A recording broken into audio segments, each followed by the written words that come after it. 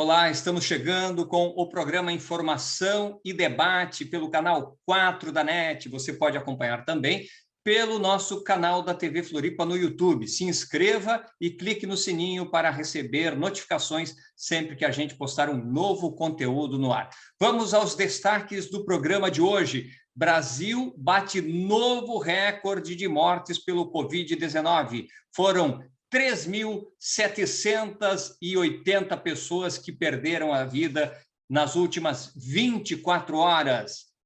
Nós também vamos discutir no programa de hoje a greve sanitária do Magistério Estadual, com lideranças do Cinti Regional Florianópolis. E o Yasser Jamil Fayad estará conosco discutindo o Dia da Terra Palestina, que se comemora no dia 30 de março.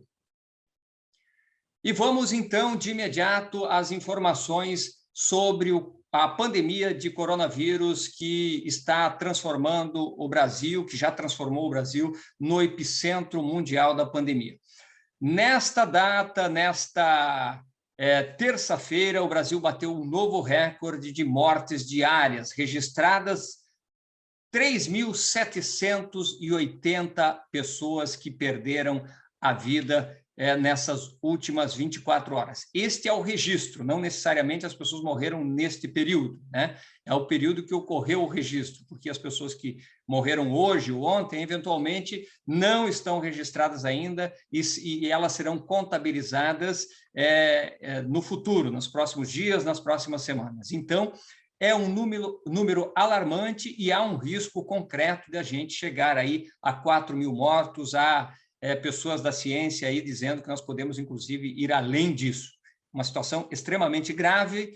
Dr. Drauzio Varella, que é uma autoridade, uma figura reconhecida do ponto de vista da saúde também, falou hoje que nós poderemos chegar, ainda no mês de maio, a 400.000 mortes oficialmente, se seguirmos nesse ritmo. Então, muito cuidado. Em Santa Catarina, nós tivemos nas últimas 24 horas 158 óbitos, totalizando até agora 10.752 óbitos no estado de Santa Catarina. No Brasil, com os números divulgados hoje, o Brasil está alcançando, neste momento, 317.646 vítimas fatais da pandemia de coronavírus. E na cidade de Florianópolis, na capital do estado, nas últimas 24 horas foram registrados 26 óbitos, alcançando, então, 716 óbitos desde o início da pandemia. Em relação a isso tudo que está ocorrendo no nosso país, hoje o presidente da República falou aos seus apoiadores sobre tomar uma atitude mais dura do ponto de vista de parar o crescimento de mortes, de contágio. Ele disse, abre aspas, eu não fecho nada, eu não fecho nada. A vida é tão importante quanto a questão do emprego. Com este tipo de postura, né, que o presidente tem dito que é de preservar a economia, as vidas estão indo e também a economia está em colapso. E entrará em colapso cada vez mais, diante de uma situação de calamidade pública, de catástrofe sanitária, que nós já estamos e podemos ir para uma situação ainda mais grave. Relatos do interior do estado de São Paulo e Santa Catarina também, da falta de uma série já de medicamentos para poder realizar os procedimentos para entubar as pessoas que estão em estado grave, enfim, e as pessoas perdendo a vida, agonizando e de uma forma terrível. Então, é preciso que se tome uma atitude. Diante disso tudo e das ameaças do presidente da República em tomar ações nada democráticas, ontem já houve a substituição do ministro da Defesa. E hoje, em reunião com o novo ministro da Defesa, os 3 generais do Exército, da Marinha e da Aeronáutica entregaram os seus cargos por discordar das intenções do presidente da República, a informação que chega para a gente. Então, estamos numa situação grave do ponto de vista da saúde, uma questão sanitária, do ponto de vista da economia, do ponto de vista da democracia. e muito esforço será necessário para que a gente supere esse momento. Então, muito cuidado, cuide-se com relação à sua saúde. Se você for sair de casa, use máscara, né? Tome todos os cuidados, não aglomere. Agora já está visível para quem, inclusive, negava a pandemia, dizia que era uma gripezinha, dizia que tudo bem se morreu um ou outro, está visível, não precisa mais explicar nem desenhar nada, que estamos numa situação gravíssima. Então, cuide-se, porque nós não podemos esperar, infelizmente, neste momento, que as autoridades tomem esta atitude, ok? E se você puder, fique em casa, se proteja, proteja as pessoas que você ama. Nós vamos a um rápido intervalo e voltamos já falando sobre a greve sanitária do magistério no estado de Santa Catarina.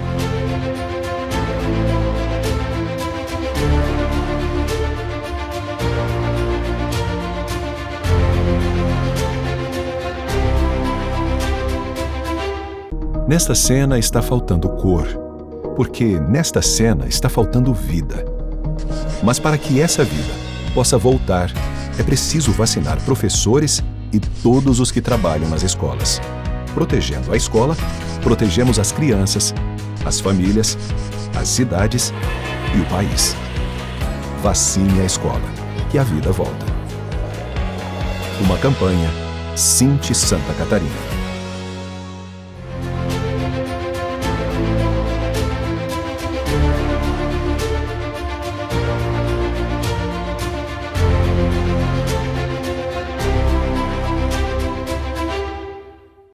Muito bem, e agora no Informação e Debate da TV Floripa, nós vamos conversar com os professores, a professora Suzana Castanheira Uliano e o professor Daniel Murialdo, que fazem parte do Sinte Regional Florianópolis, que abrange aí os municípios de Florianópolis, Biguaçu, Governador Celso Ramos e Antônio Carlos. E nós vamos conversar sobre essa situação grave da pandemia aqui no estado e aqui na região, e a greve desta categoria dos profissionais da educação da rede estadual, que está aí fazendo uma greve sanitária, digamos assim. Tudo bem, Suzana? Boa, tudo bem contigo? Seja bem-vindo à nossa programação.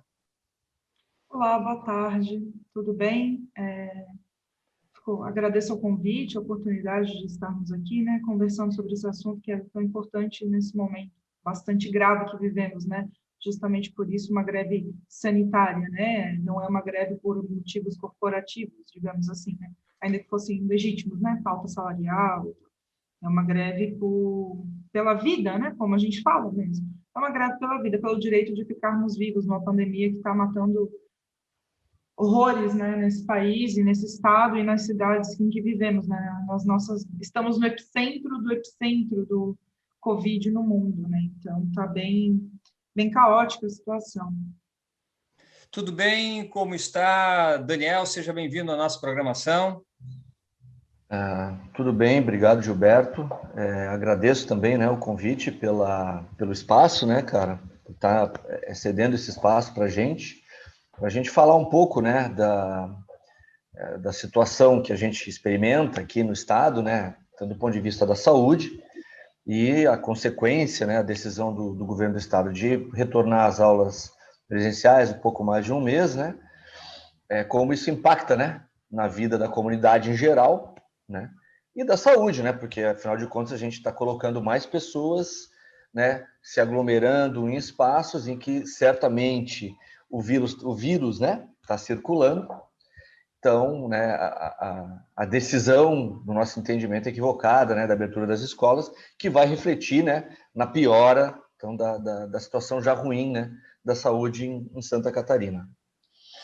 Bom, vocês já detectaram, no momento do retorno às aulas, que inicialmente está havendo aula presencial, né, de uma certa maneira, um aumento do contágio, professores infectados, alunos que tenham se contaminado. Vocês conseguiram fazer um levantamento sobre essa situação? Vocês têm dados, assim, vocês têm essas informações, receberam essas informações de casos assim? Gilberto, a gente vem fazendo um levantamento junto às escolas, né? Empiricamente, né, o Gilberto, eu estava, até entrar em greve, estava em sala de aula, assim como a Suzana, né? E todas as escolas que nós tivemos informações, inclusive as nossas, né? Houve sim caso de Covid entre professor, né? Naquelas primeiras 2 semanas em que as aulas haviam começado, né? E entre estudante também, né? Casos positivados, né? O sujeito estava, sim, com Covid, né? E o levantamento que a gente vem fazendo, até a semana passada, Gilberto, havia uma dificuldade enorme das direções em fornecerem as informações, né? Mas as escolas que nos responderam, né? Elas apontaram, sim, todas elas teve caso de Covid, tanto quanto entre professor quanto entre estudantes. Semana passada saiu uma orientação da sede, mas que, na verdade, essa orientação já deveria estar acontecendo desde sempre, né? De que as escolas fizessem um informativo diário, né? De como está a situação no seu espaço escolar. Mas, até então, essas informações elas eram meio que escamoteadas, né? Não era muito transparente, tá? Suzana, você comentava antes da entrevista de que teve uma escola que foi fechada devido ao grande número de pessoas contaminadas pelo Covid, né, pelo coronavírus. Isso, a escola Januária ali no Campeche, né? Metade das professoras da escola, uma escola de ensino fundamental, metade das professoras ali contraíram Covid, né? E aí, com isso, a escola inviabilizou o presencial, né? E aí foram para o remoto. Como outras escolas também têm passado por isso. Enfim, existem vários relatos de professores que estão em situação de saúde, inclusive mais de agravamento do quadro e tal, pelo que vocês comentavam, vocês têm esses relatos também, né? Sim, na escola que eu trabalho, inclusive, né? Numa das escolas que eu trabalho, assim que iniciou no letivo, o diretor contraiu o Covid. Em seguida, na mesma época, a professora de biologia, professora antiga da casa, contraiu Covid também, está passando bastante dificuldade para recuperar. Os familiares do diretor que contraíram Covid também estão passando dificuldades. Tem um professor aqui da Pinheira, né, na região aqui da Palhoça, professor ACT, da escola da Pinheira, que está entubado. A última notícia que tivemos dele na semana passada, né? Estava entubado ali no hospital Florianópolis, aguardando o leito de UTI, inclusive, né? O relato angustiante dos familiares é de que ele vinha apresentando piora e não havia estrutura no hospital para atender essa piora, né? Porque está superlotado. Então, esse professor é arrimo de família, né? Ou seja, a esposa é dona de casa, tem 2 filhos, e aí está na iminência da burocracia do INSS, perícia, etc., enquanto ele, enfim, né, tenta sobreviver ali no hospital. Então, essa situação, e assim, o relato dele é um relato bastante assustado, de quem vem com muita preocupação sobre o ir para a escola, porque os ônibus, né, lotados, e ele relata, havia um relato dele de que uma das vezes que ele pegou o ônibus muito cheio, com pessoas tossindo muito. Né? Continua. Não, então é isso, né? É um absurdo. As pessoas voltaram a lotar os ônibus, é uma contralógica, né? As pessoas precisam circular, então, porque a economia não pode parar, mas ao invés de aumentar a frota de ônibus, se diminui. Quando tu diminui a frota sem diminuir a demanda, vai acontecer o que está acontecendo. E as pessoas estão se contaminando, se infectando no deslocamento para o trabalho. As pessoas falam, porque a escola está segura, porque tem pouco aluno. Horas. E como é que é para chegar nessa escola? Né? Esse é um dos pontos. E esse professor, é isso, né? Um relato que leva a entender, né, pela leitura dele, que foi no transporte. Então, isso é muito grave também. Na verdade, a gente vive uma série de contradições nesse processo todo, porque a Assembleia Legislativa aprovou uma lei no final do ano passado, colocou dentro de um projeto sobre o que é trabalho essencial, e assim, quem é professor, mais do que ninguém, defende a importância da educação, né? Mas uma coisa é a importância da educação para a vida da pessoa. A outra coisa é dizer o seguinte: você não pode ficar um tempo com aula remota, construir um outro processo, você obrigatoriamente tem que levar o aluno e o professor para dentro de sala de aula numa pandemia em que a gente não tem leito de UTI, em que estão morrendo centenas de pessoas aqui no estado diariamente, né? Semana passada a gente bateu o recorde, na sexta-feira, 210 pessoas em Santa Catarina. Nós já chegamos a 500 pessoas na fila por uma vaga em UTI aqui no estado. Quer dizer, uma lógica teimosa de enfiar, de obrigar a ter aula, né? Enquanto isso, a mesma instituição que aprovou essa norma, que é a Assembleia Legislativa, trabalha em regime diferenciado, gabinetes gigantes, cada sala, são 4 salas, algumas delas dariam o tamanho de uma sala de aula, e tem no máximo 3 pessoas atuando lá dentro desse gabinete inteiro, com 4 salas, né? E não pode entrar ninguém que não seja da Assembleia Legislativa. Quer dizer, quem aprova esse órgão, essa norma que obriga e que essas pessoas normalmente podem chegar lá de carro, que é uma outra realidade, né? Então, a minha impressão, eu já falei isso aqui na nossa programação, é que a gente tem pessoas que são descartáveis, que podem ficar doentes, que podem correr o risco, e pessoas que precisam ser preservadas, né? E é isso que parece que está havendo com a educação em Santa Catarina. E fazendo de conta que o ano letivo está em andamento, fazendo de conta que o ano passado foi um ano letivo normal. Quer dizer, em vez de criar estratégias para você garantir uma educação mínima dentro das condições que você tem, mas garantir, acima de tudo, a vida das pessoas, a gente não faz de conta e cria normas para obrigar as crianças a irem à escola e os professores a irem à escola, entendendo toda a dificuldade. Mas essa é a minha impressão como alguém que não é professor e está vendo de fora. O Gilberto, até a Su talvez depois vá fazer algum comentário, mas essa impressão ela é muito precisa, na verdade, né? Porque a gente teve um movimento meramente político e que não foi embasado, na verdade, em dados técnicos ou científicos, né? Para a abertura das escolas, quaisquer que fossem, né? Fossem as escolas públicas, fossem as escolas privadas. Mas há um lobby, né, o Gilberto, já desde o ano passado, de que, por parte de um segmento, e o segmento é da escola privada, de que as escolas estivessem abertas. E nós entendemos o interesse, é claro, né? Essas escolas precisam de estudantes para a sua existência, né? Esse lobby só poderia, né, funcionar caso as escolas públicas também estivessem abertas, né? Então, houve toda essa pressão na Assembleia para que nós, então, abríssemos as escolas e fizéssemos o atendimento. E aí, o que tu colocaste, ô Gilberto, é perfeito, né? Nós trabalhamos o ano de 2020 inteirinho, Gilberto, com ensino remoto, com aulas feitas de forma remota. E nós temos uma série de críticas a esse processo, tá, Gilberto? Mas nós fizemos isso.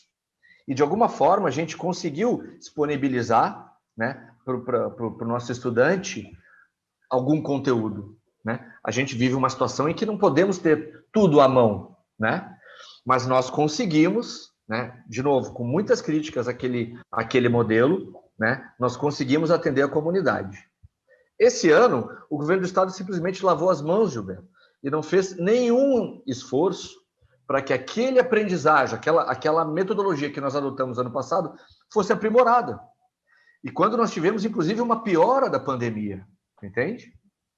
E aí, abre as escolas, faz a promessa de que haveria, sim, as aulas remotas, caso houvesse a opção da comunidade. A resposta que a comunidade teve é que há mais de um mês de aula, as escolas polo não estão acontecendo.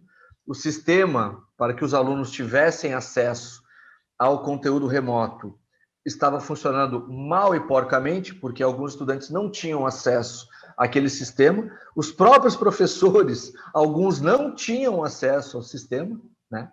Então, tudo aquilo que o governo do estado poderia ter feito para que esse ano a gente pudesse, sim, fazer um atendimento, inclusive melhor do que fizemos ano passado, ele não fez, né? Então, ele simplesmente largou a bomba na mão dos educadores, resolvam esse problema que nós temos, que é abrir as escolas. E mais do que isso, forçou a abertura das escolas, tu entende, Gilberto? Porque ele não fez a tarefinha de casa, como a gente diz, né? Que é disponibilizar para a comunidade e para nós, enquanto profissionais, né? Que nós pudéssemos fazer o atendimento conforme nós defendemos durante todo o ano de 2020 e continuamos defendendo, né, em 2021. Inclusive, é por isso, talvez a Su possa falar um pouquinho, né, disso depois, é por isso que a gente assumiu a posição de fazer uma greve em 2021, né, Gilberto? Nós víamos que não havia a menor condição da gente voltar para a escola, né? Nós tivemos todo um ano de experiência no ensino remoto, para quando chega o pior momento da pandemia, simplesmente as pessoas rasgarem tudo que foi feito e voltarem para um modelo, para uma forma de educação que nesse momento não é possível, né? Suzana, você poderia falar um pouquinho desse processo da decisão de desencadear a greve, de tomar essa posição firme neste momento e como é que isso está sendo dialogado? Porque é polêmico, tem o pai que não tem onde deixar o filho e tem que trabalhar, quer dizer, o Estado, nesse momento, ele não está oferecendo as condições mínimas para as pessoas viverem numa situação que é diferenciada, né? E aí tem toda essa pressão e essa situação que a gente tem que compreender e dialogar com ela, né? Então, Gilberto, a construção da greve, na verdade, ela vem desde que entramos, né, em atividade remota por conta da pandemia. Desde o ano passado, a gente vem debatendo com a base a importância de que se entenda a gravidade do momento e que, enquanto a gente não tiver índices aceitáveis de contágio, né, decentes, eu diria, né, enquanto não baixar a transmissão, enquanto a gente não tiver o controle mínimo dessa situação, absolutamente impossível e inviável abrir as escolas, ainda mais as nossas escolas públicas, né, estando como estão. Então, a construção dessa greve, ela vem, de certa forma, o debate sobre a necessidade deste movimento, caso, né, fôssemos forçados ao presencial, como está sendo nesse momento. Essa construção, de certa forma, já vinha desde o ano passado, né, e aí, essa é uma greve parcial e uma greve de caráter sanitário, ou seja, uma greve do trabalho presencial, por entender que as escolas, como estão, na forma como estão, né, com plancons inexequíveis, né, os plancons não se aplicam. É impossível você viabilizar 100% do plancon, 100% do tempo de abertura da escola, que seria o mínimo para tentar uma garantia de que a coisa desse certo, né? Então, não está dando certo, né? Tem escola aí com 48, 50 alunos infectados, tem escola com professor entubado. É isso, se um professor morreu, se um aluno morreu, é uma perda irreparável. E a gente está consentindo que essas perdas continuarão. É por isso que a gente está dizendo para a comunidade, olha, pai, mãe, você é responsável, né, por crianças e adolescentes em idade escolar. A escola está aberta não é porque a ciência disse que é seguro, é porque a política disse que tudo bem a gente morrer. É isso que a comunidade precisa entender. Nós, professores, temos a incrível, imensa responsabilidade que é formar a comunidade, que é oferecer formação e cidadania para a comunidade. Então, é mais do que momento da comunidade entender que o que a gente está falando é para o bem da comunidade. Esse movimento é para a vida. Cada um e cada uma de nós que está na greve, que está trabalhando de casa, é pelo menos uma pessoa menos doente. Pelo menos um caso a menos de Covid, sabe? Então, lembrar também, Gilberto, que voltar para a escola, que a sede diz ser segura, né? Sexta-feira, o nome do penúltimo, o Vampiro, né, fez um vídeo muito indignado, dizendo que nunca disse que a escola era segura, mas que o Plancon garante isso. O que garante segurança de uma escola é baixo índice de transmissibilidade, testagem em todos os que frequentam a escola, né? E controle e rastreamento de todos os casos. No mínimo, para começar a conversa. E não tem nada disso. Nada disso. O EPI, que a sede manda para nós, para as escolas, que não é EPI, né, o equipamento que a Secretaria de Educação manda, ó, isso aqui é um dos equipamentos. Olha a máscara, uma máscarazinha de pano. Olha isso aqui, ó. Nariz, olha aqui. Percebe? É um absurdo isso aqui. É um par de máscaras de pano. Isso aqui, os países que estão levando a sério a pandemia já dizem que isso aqui não é mais máscara válida para se utilizar. Que sai em lugar fechado. quiçá. Então, é muito grave o que a gente está vivendo. Os pais precisam entender que o que está acontecendo é que decide, como eu disse, né? Tudo bem que a gente morra. Né? Mais da metade dos professores do magistério estadual já são temporários, então se morrer um efetivo, um temporário, manda outro no lugar, faz uma nota de pesar para não ficar muito feio e segue a política, porque a escola é o lugar que as crianças precisam porque estão passando por problemas em casa. Os problemas que as crianças enfrentam em casa a gente sempre denunciou e não é culpa da escola fechada, é culpa da desigualdade, de inúmeros outros fatores, mas responsabilizar a escola por isso, a escola que sempre denunciou isso, que sempre se atentou a isso, né? Não atou as parcerias com conselho tutelar e tudo mais, então assim, não dá para culpar a escola por mais isso, a gente só está tentando ficar vivo e garantir a vida na comunidade. É um pouco isso, assim, também não tem estrutura física, não tem, né, várias escolas, por exemplo, aqui de Floripa, na região aqui, né, na região do Cinti, Florianópolis, são 60 escolas. Em Florianópolis, 20 estão fechadas por conta da falta de estrutura, de possibilidade, pelo menos entre 15 e 20 hoje, né? Tem semana que uma reabre, aí outra fecha, enfim, por exemplo, essa semana a Januária fechou, mas o José Boatê voltou, então oscila, né? Em torno de 20 escolas, entre 15 e 20 escolas fechadas, parte delas por um período permanente por questões estruturais. Uma delas onde eu trabalho, inclusive, o Aníbal, aqui em Capoeiras, né? O auditório da escola está interditado, a quadra coberta está interditada, tem uma caixa d'água externa com viga, com ferragem exposta, então, assim, que está oferecendo risco à comunidade, aí a sede, né? Enfim, uma obra entregue com o mesmo problema que levou a obra, né? Um problema de telhamento que foi entregue, com problema de telhamento. Então, assim, é uma escola que mesmo sem a pandemia hoje não teria condições de estar aberta, e ela não é um caso isolado, né, infelizmente. A escola próxima ali, Peruvais, um muro caiu ano passado, né, o muro da escola caiu e machucou uma pedestre. Então, essa é a situação também das escolas antes da pandemia tem isso, né?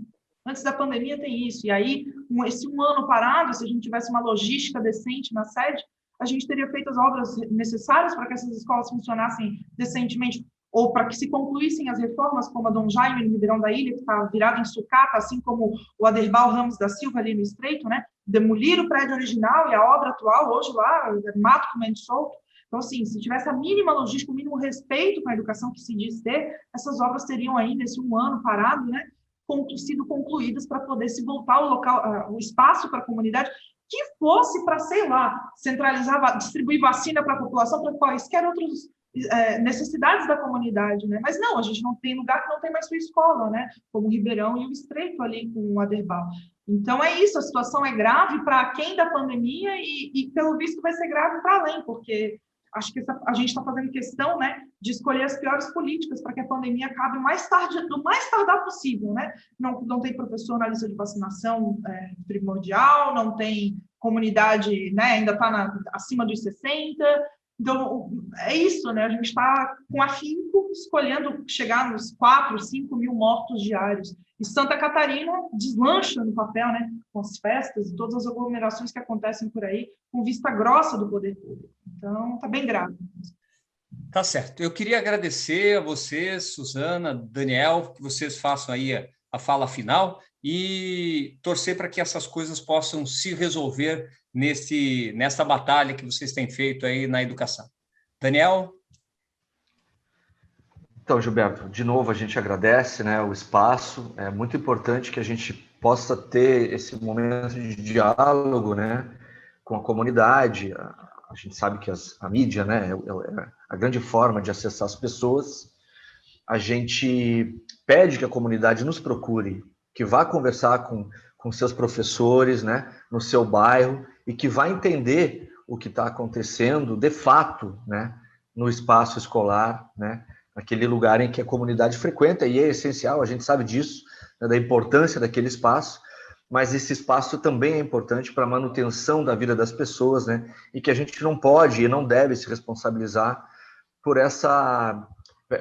isso que o Estado abriu mão, né, que é de cuidar das pessoas, né? Então, obrigado. Perfeito, Daniel. Obrigado, Suzana. Agradeço também o espaço, o convite. já deixo de antemão aqui que o Cinti Regional Florianópolis segue à disposição para o debate. Esse debate é sempre muito importante. É preciso que a gente traga, né, a leitura consciente da realidade para o debate, né, sem ideologias e demagogias, né, sem achar que nós, professores, é quem vamos resolver agora o problema, né, que está colocado por outras questões que independem da nossa vontade. Então, reitero, né, a comunidade que procurem as suas escolas, procurem os professores, estamos disponíveis para trabalhar no trabalho remoto, né, estamos oferecendo trabalho de forma remota.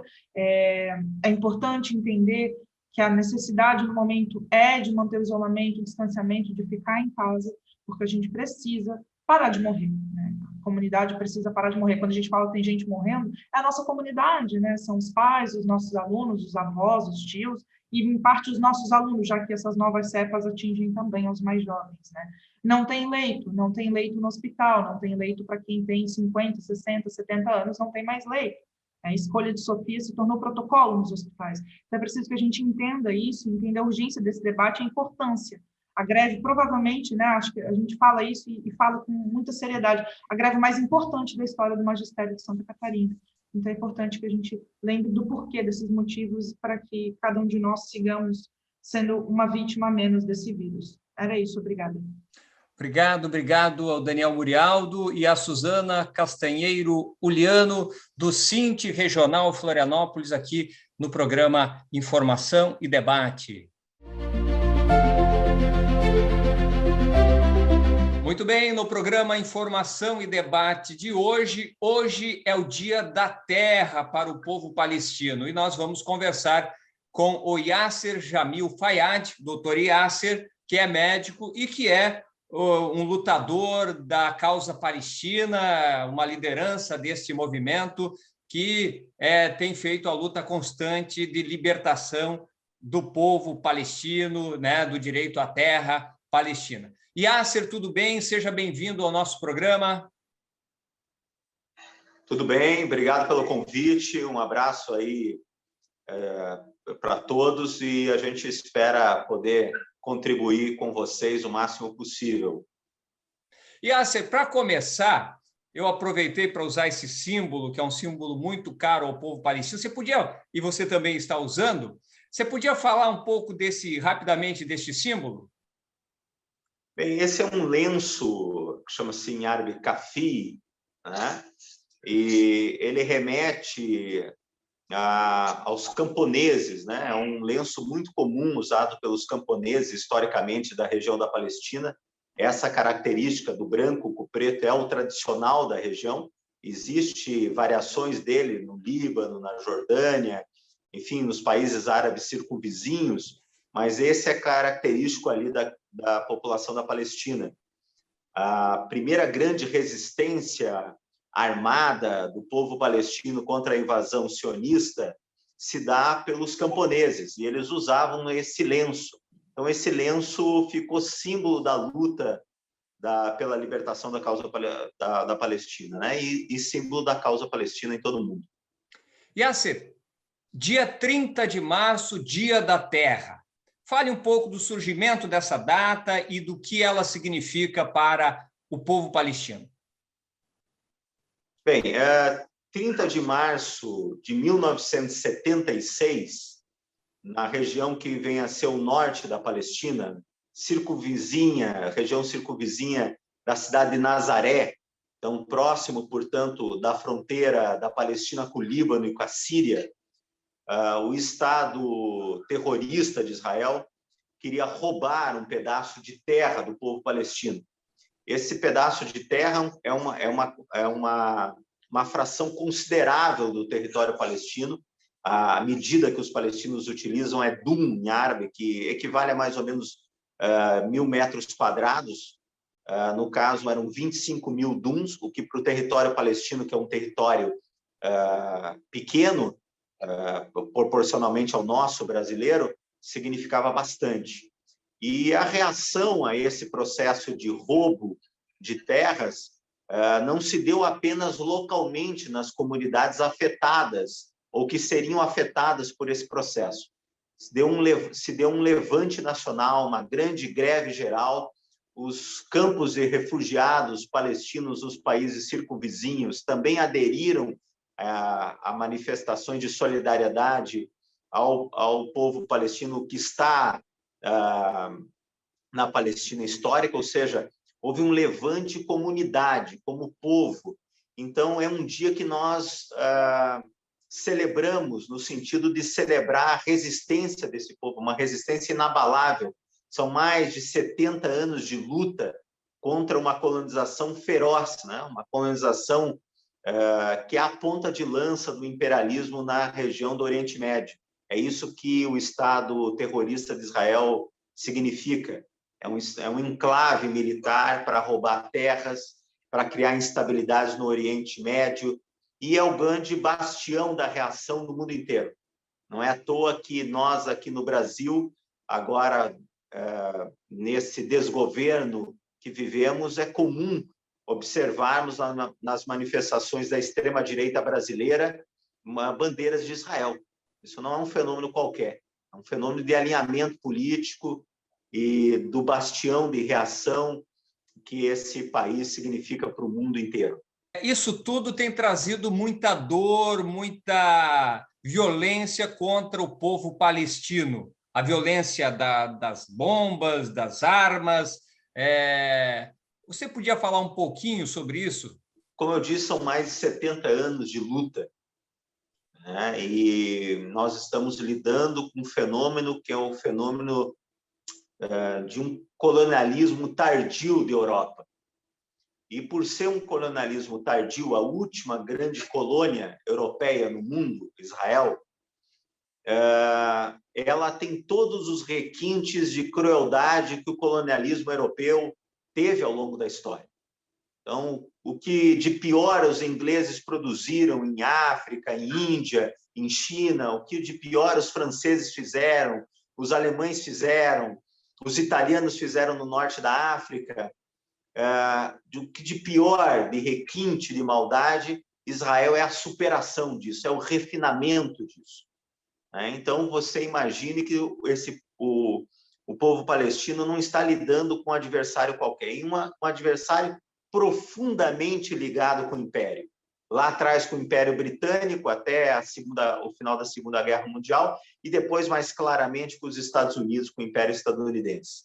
Então, nós estamos falando de um alinhamento muito grande. É comum você, portanto, facilmente observar os governos dos Estados Unidos que se sucedem apoiarem claramente as políticas de Israel, né? A gente viu isso no caso do Trump assim de forma mais aberta, os outros apenas com maior cinismo, tentando se apresentarem como neutros quando nunca foram, né? Então, o povo palestino sofreu muito, mas ele descobriu que a resistência a um processo como esse é a única forma dele se manter vivo. Então, apesar de toda a dor que esse processo possa gerar, ele gerou também uma capacidade de unidade muito grande, uma capacidade ferrenha e imbatível de não ser dominado. Imagine que nós lutamos contra todo o poderio do Império e não fomos derrotados. Isso significa muito. Não significa apenas para o povo palestino, mas significa para todos aqueles que fazem luta no mundo inteiro, luta por transformação social.